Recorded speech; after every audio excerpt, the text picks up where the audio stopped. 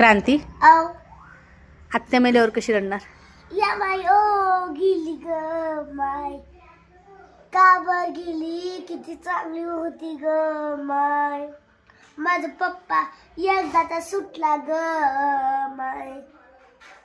माझ्या बापाच्या शेतावर लई डोळा होता ग तिच्या.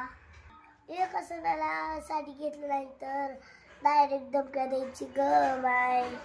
सारखंच मला कोर्टात जातो म्हणायची ग माय.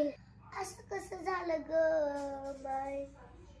रक्षाबंधनला आली तर 5,000ला घोडा लावायची ग माय. आमच्या पप्पावर सायकल तुझायची ग माय.